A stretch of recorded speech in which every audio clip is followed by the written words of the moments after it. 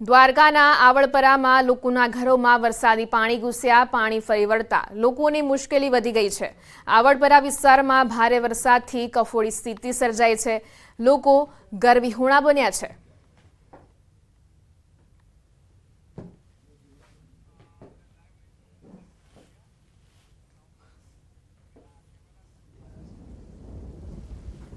तो हाल हमारी साथे संवाददाता किंजल जोड़ाई गया है ग्राउंड जीरो थी। जी किंजल, ત્યાં हाल केवी परिस्थिति है? बिल्कुल जे प्रकारे बात करवामां आवे देवभूमि द्वारका जिल्लामां भारे मेघखांगा थया छे अने छेल्ला 2 दिवसथी मेघराजाए धमरोड़ता અહીં તમામ વિસ્તારના જે રસ્તાઓ છે તે જળમગ્ન બન્યા છે। રસ્તાઓ તો ઠીક, હવે લોકોના ઘરની અંદર પણ પાણી ઘૂસ્યા છે। ત્યારે આવડવાસમાં ન્યૂઝ 18 ગ્રાઉન્ડ ઝીરો પર પહોંચ્યું છે। અત્યારે જે પ્રકારના હું સીધા જ મારા કેમેરા સહયોગી દીપકને કહીશ કે અહીંના દ્રશ્યો દેખાડે। અહીં જે સ્થાનિકો છે તે સ્થાનિકો જે ઘરની અંદર બેઠા છે ત્યાં આસપાસ વરસાદી પાણી જે ભરાયેલા જોઈ શકાય છે, એટલે કે સ્વિમિંગ પુલની વચ્ચે લોકો બેઠા હોય તે પ્રકારના દ્રશ્યો અહીં સામે આવી રહ્યા છે। ન્યૂઝ 18 અહીં પહોંચ્યું છે। ઘરના મોભી છે, એમની સાથે જ વાત કરીશું। શું કહેશો, કેવી તકલીફ પડે છે અત્યારે? બહુ મુશ્કેલી છે, હાલ બહુ તકલીફ પડી રહી। નાના નાના છોકરા પણ છે, પણ શું કરે, ગરીબ માણસ છે એટલે બીજું શું કરીએ। ગરીબ માણસો છે, અહીં જે પ્રકારે પરિસ્થિતિ છે, શું કહેશો બેન, કેવી તકલીફ પડી? કારણ કે ઘરની અંદર પાણી ઘૂસ્યા છે। તકલીફ ઘણી રાતે લાઈટ આવી ગઈ ભાઈ, ખાવાની બધી ગપ્પા મારી, એક છોકરા મચ્છર પેડી, ઘણી બધી તકલીફો પડી રહી છે। લોકો છે તે ઘરની બહાર રહેવા મજબૂર બન્યા છે। ખાસ કરીને અનેક એવા વિસ્તારો છે કે વિસ્તારોની અંદર લોકો છે તે પોતાનું ઘર છોડી અને આકાશી ઉપર ખાસ રહેવા માટે મજબૂર બન્યા છે। અહીં પણ સ્થાનિકો છે તે સ્થાનિકો ખાસ પોતાનું ઘર છોડી અને પલાયન કરતા જોવા મળી રહ્યા છે। પોતાની અગાશી ઉપર આશરો લેતા જોવા મળી રહ્યા છે, કારણ કે અહીં તંત્ર નથી પહોંચ્યું ને ઘરની અંદર જ્યારે પાણી ભરાયા છે ત્યારે સ્થાનિકો પણ મજબૂર બન્યા છે। જ્યારે ન્યૂઝ 18 અહીં પહોંચ્યું ત્યારે સ્થાનિકો છે તે પોતાના ઘરના અગાશી ઉપર હતા। જ્યારે અમે આવ્યા ને અહીંનો તાગ મેળવવાનું જ્યારે કીધું ત્યારે જી કિંજલ, તો સમગ્ર માહિતી બદલ આપનો આભાર।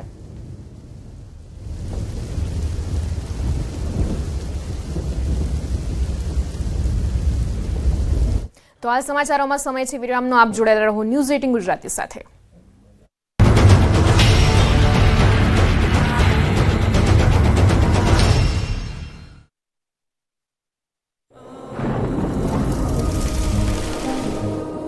જળવાયુ પરિવર્તનનું જોખમ આપણા દરવાજે પહોંચી ગયું છે। હવે જરૂર છે એક મોટા ક્રાંતિકારી બદલાવની, અને આનો પ્રારંભ થશે 140 કરોડ ભારતીયોથી। આ ક્રાંતિ શરૂ થશે એક વૃક્ષથી। એક વૃક્ષ માનવતા માટે, એક વૃક્ષ આ ધરતી માતા માટે, એક વૃક્ષ આપણા ભવિષ્ય માટે। પ્રોજેક્ટ વન ટ્રી ન્યૂઝ 18 નેટવર્કની आपके पर असर वर्ताशे। कई के आ प्रकारनी सिस्टम जे बे ऑफ बंगालथी आवी रही छे, बंगाळनी खाड़ीमांथी आवी रही छे અને આ રીતે કંઈક અસર કરશે, એટલે કે લગભગ 21 જુઓ દ્વારકામાં ઇન્દ્રદેવે કેવી દેવાવાળી કરી। અહીં મેઘરાજા જાણે બરાબરના ગુસ્સામાં હોય તે રીતે ત્રાટકતા દ્વારકાનું જામરાવલ ગામમાં રેલમછેલ થઈ ગઈ। મેઘાએ એવી ધમાલ મચાવી કે આખું ગામ પાણીમાં ગરકાવ થઈ ગયું। ગામના રોડ તો શોધીએ પણ જડતા નથી। રોડ પર 5-5 ફૂટ પાણી ભરાતા લોકો ચાલીને તો શું, વાહન પણ ચલાવી શકતા નથી। એટલે કંઈક આ રીતે બોટના સહારે લોકોનું જીવન પસાર થઈ રહ્યું છે। લોકો કામ માટે બોટ લઈને નીકળી પડે છે। રસ્તો બંધ થતા લોકોએ હોડીનો સહારો લીધો। રાવલ હનુમાન ધારથી ચંદ્રવાડાને જોડતો રોડ બંધ થઈ ગયો છે। આ આકાશી નજારો પણ જામરાવલ ગામનો છે, જ્યાં ચારે તરફ પાણીનો પહેરો જોવા મળી રહ્યો છે। આખું ગામ જાણે કે દરિયાની વચ્ચે હોય એવો આભાસ થઈ રહ્યો છે। અહીંના ખેતરોમાં ઉભેલા પાક પણ પાણીમાં ગરકાવ થઈ ગયા છે। ચારે તરફ જ્યાં નજર કરો ત્યાં પાણી જ પાણી જોવા મળી રહ્યું છે। ધોધમાર વરસાદથી દ્વારકાના જામરાવલ ગામમાં પાણી ફરી વળ્યા। ગામના નીચાણવાળા વિસ્તારો પાણીમાં ગરકાવ થઈ ગયા। કેટલાક ઘરમાં પણ પાણી ઘૂસી જતા પારાવાર નુકસાની સહન કરવાનો વારો આવ્યો। અહીંની HGL હાઈસ્કૂલ નજીકના વિસ્તારોમાં જળ સામ્રાજ્ય સ્થપાઈ ગયું છે। અહીં કલાકો સુધી જનજીવન પ્રભાવિત થયું। દ્રશ્યોમાં સ્પષ્ટ થાય છે કે પાણીથી બચવા લોકો ઊંચી જગ્યા પર આશરો લેવા મજબૂર બન્યા છે। તો દ્વારકાના કેનેડી કલ્યાણપુર માર્ગ પર પાણીએ કબજો જમાવ્યો। ધસમસતા પાણી રસ્તાઓ પર ફરી વળ્યા। કલ્યાણપુરથી ભાટિયાના મુખ્ય માર્ગો પર પાણી ફરી વળ્યા। કેનેડી ગામ પાસે મુખ્ય માર્ગો પર પાણી ફરી વળતા વાહન ચાલકોને અવરજવરમાં મુશ્કેલી થઈ રહી છે।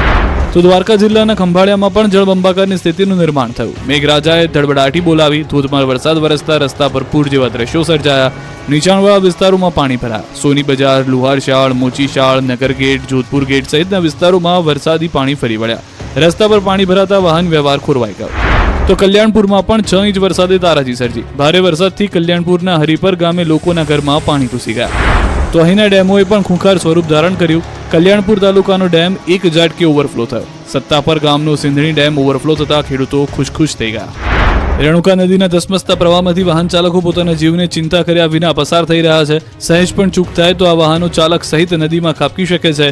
કલ્યાણપુરના રાણગામ નજીક આવેલા કોઝવે પર રેણુકા નદીના પાણી ફરી વળ્યા, જેના કારણે લીંબડીથી દ્વારકા અને ખંભાળિયા તરફનો માર્ગ બંધ થઈ ગયો. દ્વારકા જિલ્લાના ભાટિયા ગામે મેઘરાજાએ તબાહી મચાવતા કાલેશ્વર વિસ્તારના નીચાણવાળા વિસ્તારોમાં પાણી ભરાઈ ગયા. ઘરોમાં 1 ફૂટ સુધી પાણી ભરાતા રહેણાંક મકાનોમાં પાણી ફરી વળતા મકાનમાં ઘરના એક ભાગની દિવાલ ધરાશાયી થઈ. ઘરના પાણી ઘૂસતા ઇલેક્ટ્રિક સામાન તેમજ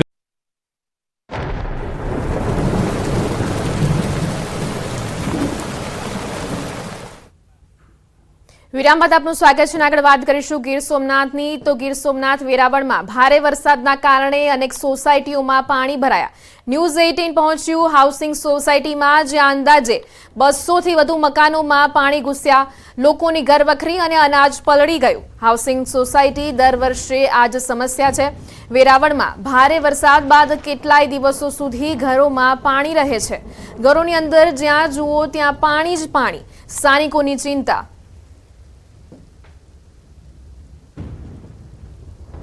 400 ઘર છે હાઉસિંગમાં પાણી આવેલું છે. દર વખતેની કન્ડિશન ચોમાસામાં આ જ છે.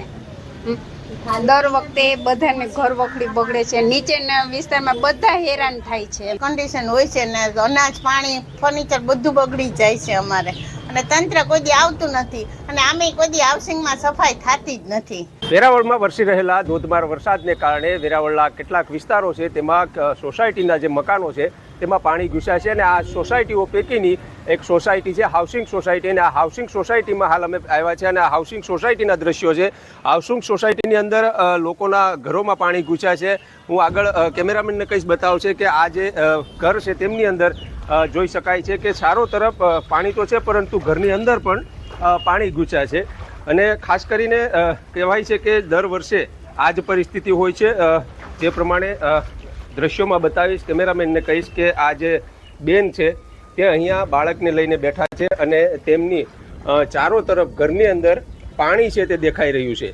જોકે એક તરફ આ પાણી હોવાને લઈ અને બીમારી ફેલાવાનો પણ લોકોમાં ભય છે, તો સાથે સાથે લોકો એ પણ કહી રહ્યા છે કે પાલિકાની બેદરકારીને કારણે દર વર્ષે આ જ પરિસ્થિતિ છે તેમનો સામનો કરવો પડી શકે છે, અને તેમને કારણે જ લોકોને પારાવાર છે તે મુશ્કેલી પડી રહી છે. જે રહીશ છે તેઓનું કહેવું છે કે અંદાજિત 400 થી 500 જેટલા મકાનો છે તેમની અંદર આ જ પરિસ્થિતિ જોવા મળી રહી છે. જોકે હજુ સુધી અહીં ન તો કોઈ અધિકારી ફરકા છે કે ન તો પાલિકાના કોઈ કર્મચારી ફરકા છે, પરંતુ આ જગ્યા ઉપર હાલ ન્યૂઝ 18 આવ્યું છે. ન્યૂઝ 18ના માધ્યમથી અમે આપને આ દ્રશ્યો બતાવ્યા છે. અહીંના લોકો ત્રાહિમામ પોકારી ચૂક્યા છે, અને દર વર્ષે આ સમસ્યાને લઈ અને લોકો હવે કહી રહ્યા છે કે આ સમસ્યાથી અમને છુટકારો આપો. દિનેશ સોલંકી, ન્યૂઝ 18 ગુજરાતી, ગીર સોમનાથ. ગીર સોમનાથના ડારી ગામે વહી નદીઓ. ભારે વરસાદથી ગામની શેરીઓમાં વહ્યા પાણી. નીચાણવાળા વિસ્તારોમાં ભરાયા પાણી.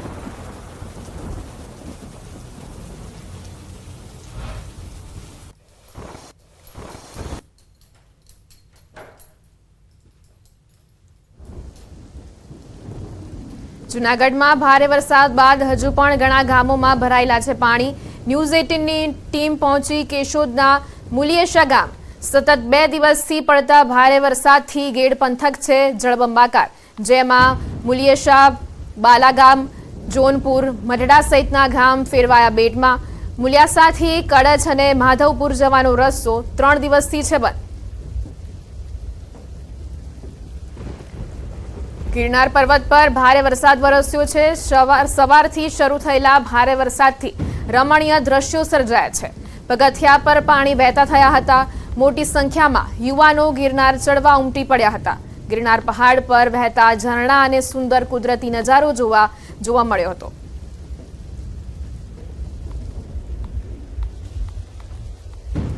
જૂનાગઢના વંથલીના સેલરા ગામે 2 લોકો ફસાયા. ધસમસતા પાણીમાં 2 યુવકો ફસાયા.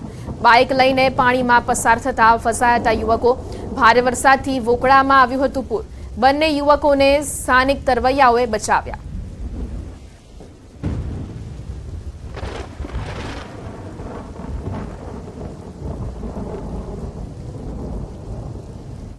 વડોદરામાં બેંક ઓફ બરોડાના 117મા સ્થાપના દિવસની ભવ્ય ઉજવણી કરાઈ, જેમાં માંડવી ખાતેની કચેરીમાં બેંકના સ્થાપક મહારાજા સર સયાજીરાવ ગાયકવાડની પ્રતિમાને પુષ્પહાર અર્પણ કરાયા.